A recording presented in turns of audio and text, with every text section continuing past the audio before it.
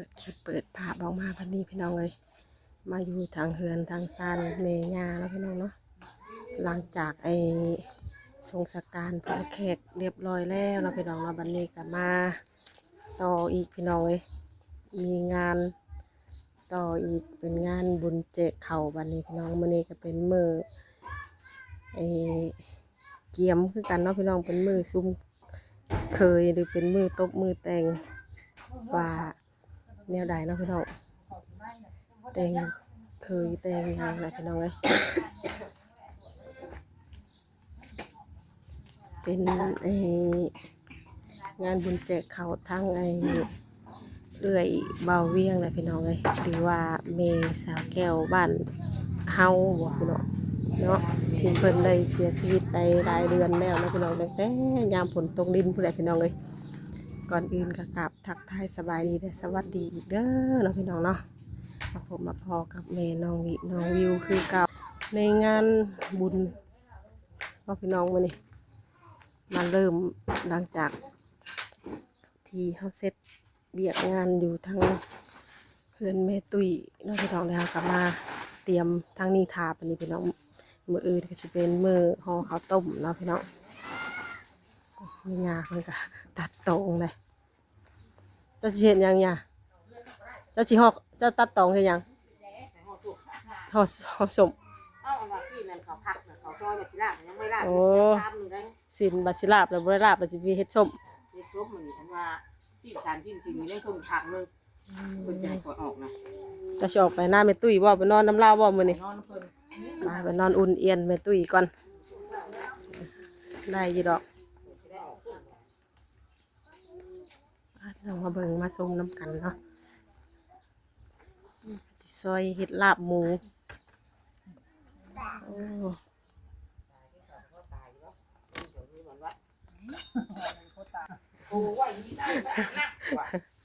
เริ่มมาโฮมทางนี้แล้วเป็นพี่น้องซ้ำอยู่ดอกอันนี้จุ่มเสียเดียวกันเนาะพี่น้องโฮมดอกมันเป็นใส่เคยใส่ยังก็ใส่เหงาเดียวกันพี่น้องเลยแล้วก็สิพากันหูมาทั้งพี่ได้บัดนี่มีดบ่ไว้คอยกันเนาะบนแล้วเจ้ามาเฮ็ดนี่เฮาสิใส่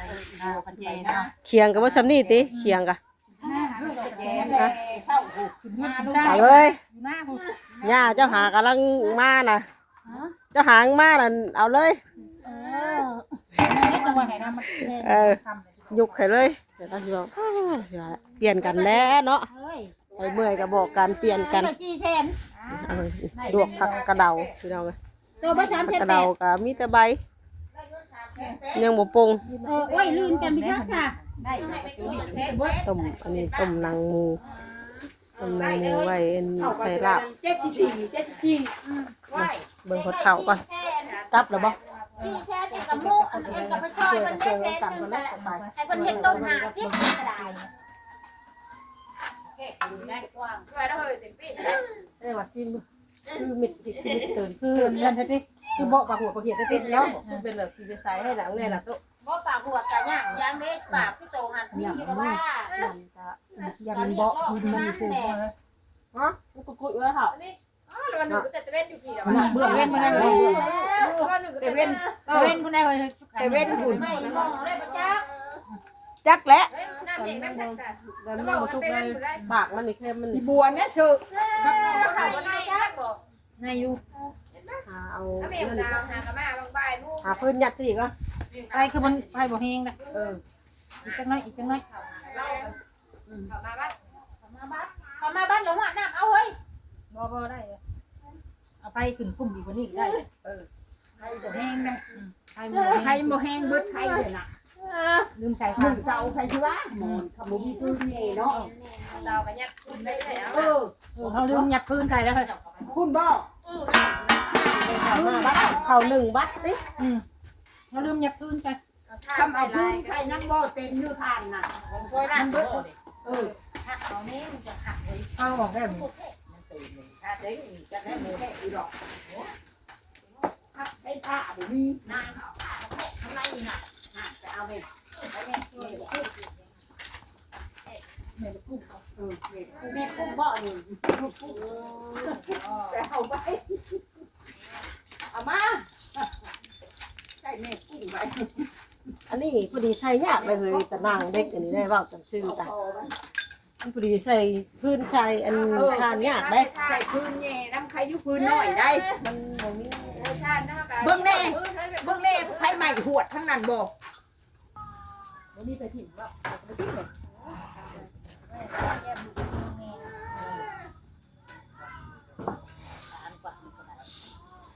ปิ้นเอาแต่ละนั่นนั่งอยู่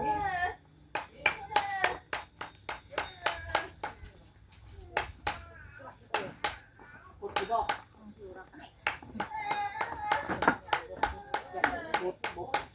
มาเล็กกับอาจารย์นี่ลูกมากับอาจารย์ไป พอดีแซ่บพอดีมันทำมันบ่นั่นน่ะพอดีมันแซ่บ โอ้ยใหม่ๆกี่บาทเหลือได้กี่อย่าง ห้วยเขาสุดเดียวห้วยมัน บ่เลย ตัวใช่ห้วย บาย ตัวจะมาจับมันจับเขาสิมันจะบ่อยากไป อยากจะเกงใหม่มาใช่นั่งใหม่มาแต่ใส่แล้ว ป่านเกงได้ มาเกงลงยางนะเด็กรวมใจ มาเกงแล้วไม่ทา ลงยางมันมาตรงยางคนมายางชวนแค่มันบ่เห็นถุงยางมีดอกมันห่านนั่นเห็นมากว่านะห่านนั่นเอาหนึ่งรวมใจมาตักว่า โอ้ยกินมือเล่นแท้เนาะขนมเลยเนาะ เอาเหล่าหานิ้วย าให้โอ้ยาเนาะใส่ถุงเลยบ่ เดี๋ยวถุงใส่จานแค่ตัวนั้นโต๊ะไปทุกคนเลยเองอยากกินเขาที่ว่ากินเมย์กินบ่ายคือมันก็คืออยากได้เห็นข้าวหน้าเนี่ยยางน้ำมือนะวะยางลงเลงเมื่อนี่วะ ขาดเด้อ ที่ได้ ยันน้อยยันย่างนี่นะยันบ่ขาดหนาเดี๋ยวลวกให้อยู่เนาะ เห็นเนี่ย กินไปกินต้องมากินต้มวันละลวกก่อนกิน ซอยเอาแล้วนะแต่ว่าหน่อย ปากลงลวก คนบอกว่าหายปากน้ สบายเลยสบายก็ได้ ำมันจะป่วยพี่เลยเนาะ เอาเก่งเอาหน้าใส่เลยเอาเพื่อน เอายึดเนี่ยเนาะ นิดแล้ว นั่นแหละจังหวะมันกระยุดจะยึดแต่ว่า สบายเลยเก็บสบายสุดถึงลวกเนาะถึงหยุดลงว่าลวกต้มกำหมักซอยแล้วก็ใส่ถ้วยเอาเครื่องหอมลงมาพริกใส่เลย บดได้บ่ ปากหนังไม่ได้ข้าวเลย เอาเมื่อก่อนเริ่มว่าแต่เด็กจะไปไหนล่ะพี่เจ็บแค่นั่งอยู่เลยว่าบ่ได้แล้วเนี่ยไปกินมื้อหนึ่งก็พอ อย่างแบบ ไม่ได้ขนาดขยายให้ถือคนหลายครับพ่อหน่อยนะพ่อแล้วจะเป็นเรา ใส่ หลาย เกลื เจ้า อ ไหม ใส่ยัง เคยทำลายก็เดือดก็นองมาแล้วแล้วก็บุลุกมาแล้ว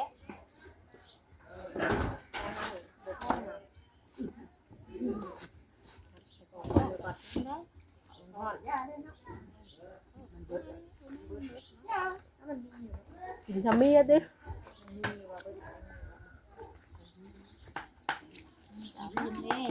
มีอยู่อื่นหาซื้อไหมติบ่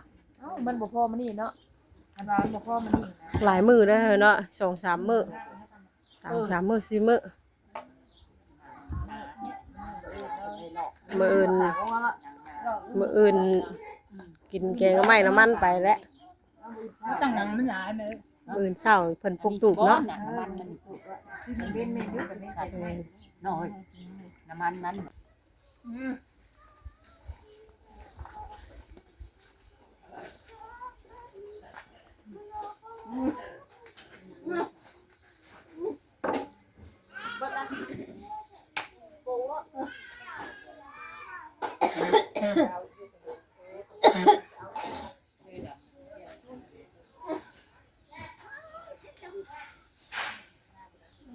ใส่ขาวแล้วเด็กตะกี้โคตรไว้ ปลอดภัยกับคนแดง นี่มันจำที่เนาะมันเขาใช่เชื่อไม่ได้ทำอะไรลบแล้วทำอะไรได้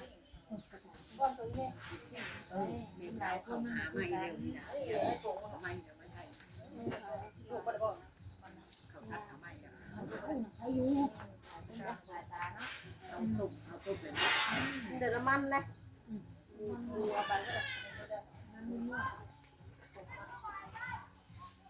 โอ้ยหาตองเยอะๆเอาแพ้ดำๆคนอ่ะผมมาสิกงหมอตัวน้อยนี่เด้อ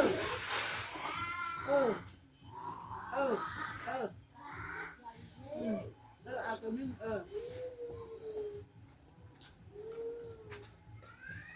เรียกผมเนื้อหมอน้อยหมอก็เอาเราก็ยังตุ่มเลยเป็นมันจะหลับเนาะบกเกลือใช่มืออีกนี่เขาต้องโหกเลยเกลือไปนวดได้ไหม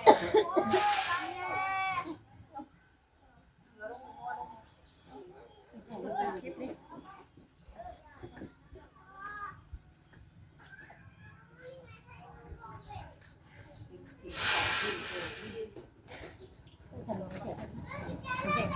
จับมันหน้ามันมีตอนมันติดจับเลยไปใจดีไปกินหาไปกินไม่ดีได้แบบกูโจเห็นปะมีบ่ต่ำหงบอกไอ้ต่ำมีเชื่อบอก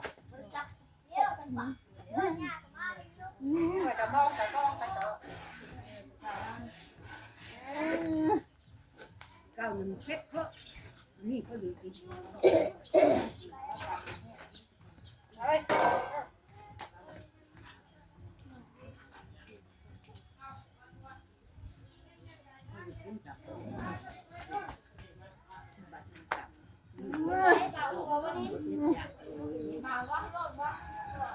ยึดกองมันเป็นใส่ก่อนก็เก็บยาเลยเป็นเสียงไม่ออกทีร้องมาเนี่ยมันล่าได้บนแม่เก็บได้ซักน้ำคือโผล่มาถึงล่าเป็นสิเป็นแบบนี้มันคือนักวัดมันใหญ่เจ็บเป็นโก้ใหญ่ได้เขาตามเครื่องซอยเลยหักบ่อนตอนใหญ่นี่ขามาให้ขาติ๊กมันคือซอยดาบเหลืองทะเลซอยแดดสุดท้าย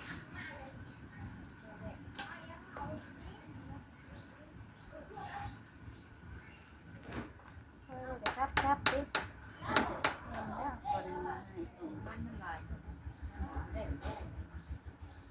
ได้แล้วมันบ่ได้ได้มันตื้มนี่น่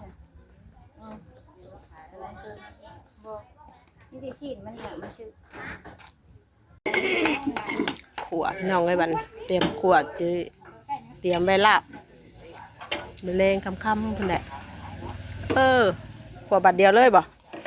เดี๋ยวแล้วนะ น้อย ยังไง ทันใจติ มามีดเช็ดมือซะตัวนี้อันนี้นะคะมาโจมหมอกันนี่กะบอกว่าไปเสร็จมือว่านี่เลย เลียดหน้าว่ะว้าย เอาดีได้เฮ้ยบ่ต้องอันได้เฮ้ยต้องเห็นคอนเทนต์ไหนกะยาได้เฮ้ย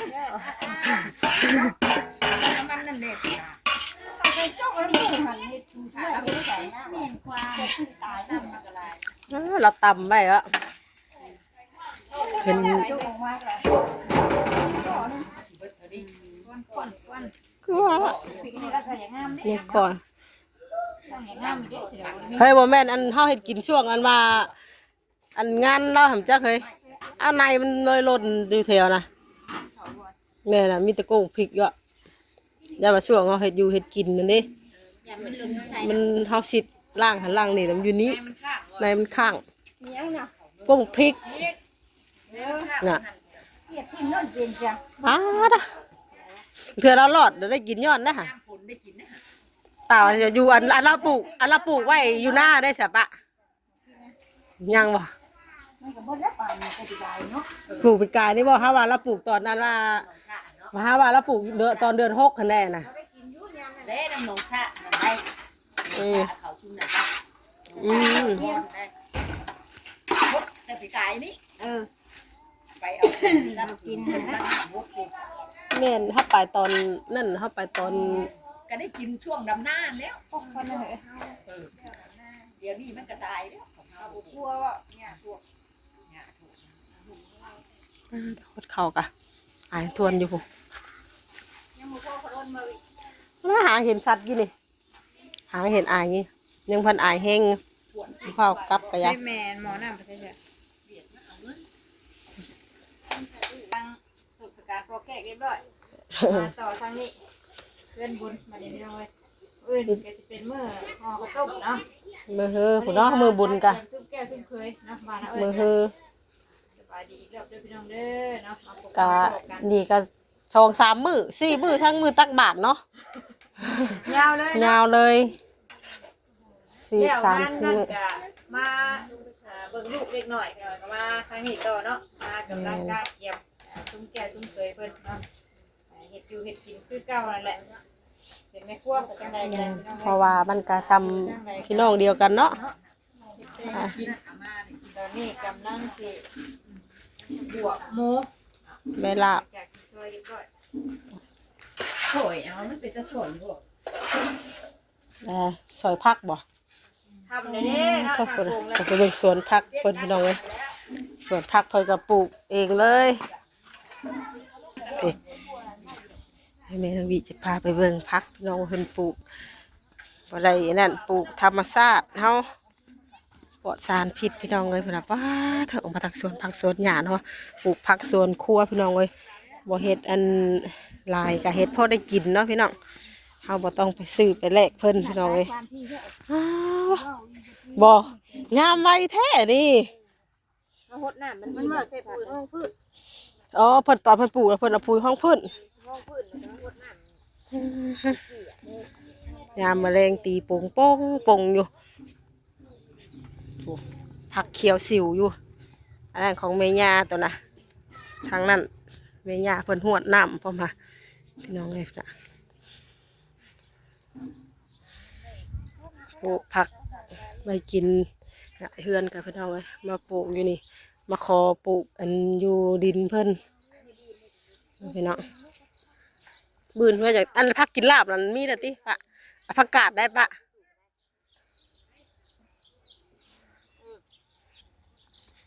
อ้าวแต่บักแตงเพิ่นกะเฮ้ยมันบักแตงบัดแมงซึ่งกินนี่เนาะแมงเต่าทองนี่นี่ได้หาปลูกกับพี่แต่นั่นนี่ได้ป่าเฮายอมเนาะเจ้าดอกปลูกบักแตงยังมีซ่อนอยู่บ่เดี๋ยวนี้นะ ยาปลูกก็เตเกี่ยวเขา ติ ถ้าปลูกหันโลกำลังเป็นมืออัน ลกเอาเบิดเลยบ่ เป็นหมากชิบุมือปตีโน้นงัวเต้นเข้าไปให้หัวก็ว่าชูงแบบนี้แล้วจะมาเต้นแนวไหนงึดอยู่ ขายงัวกุจัด งัวเก่งดิ มันไม่ได้นั่นได้ บ่ได้ถูกได้ขย่องไปได้อุ้ยงัวไปเด้นี่บางงัวแขนมากลิ้งกินงัวไผตายแล้วหัวปานนี้ก็ยังเต้นขึ้นได้ นี่ขายหัวมันจะดีกายนี่กู งัวตัวเองบ่เก่งนะ แล้วบอกงัวแล้ว สำงัวตัวเองใครแน่ยังขายมิดอันนี้งัวคนอื่นน่ะตี้จมนะใดหมู่กานั่นอยู่ตัวเองแค่นี้ตัดออกรถมันยากกะ พักอันนี้บ่ได้โลกบ่ยันว่ากินมื้อ ขายรถ นี่แต่ผักกาวนะอื่น ถ้ากระเราก็พักที่ไม่กินอย่างนี้ นี่ผักกะเม็ด หอมเบิดนานเลย กูลงเอาตัวนี้แล้วมันมีตัวเดียว ดกเลยได้ นี่เหงาแล้วเนี่ย ยังเหลืออีกอยู่ติเอาให้หมดเลยถ้า เพื่อหอมได้อยู่ใช่เพื่อหอมเลย แม่นละพวกแม่เตอร์เพิ่นปลูกอยู่เดินข้างบ้านเพิ่นก็งามๆเพิ่นใส่แมลงมื้ออื่นจะเอาไม้เพิ่นว่าเอาพอซ้ำนั่นก่อนน้องพี่น้องเนาะกะคลิปนี้ก็จะประมาณเท่านี้แหละพี่น้องเอ้ยอันเดี๋ยวแมลงเพิ่นผู้ใดน้องๆเอาซุ่มเก่าซุ่มเคยแต่งกันว่าไผอยู่นาทีใดนาทีใดเนาะพี่น้องเนาะคลิปนี้กะสิจบไว้ซ้ำนี้ก่อนเด้อเนาะพี่น้องเนาะ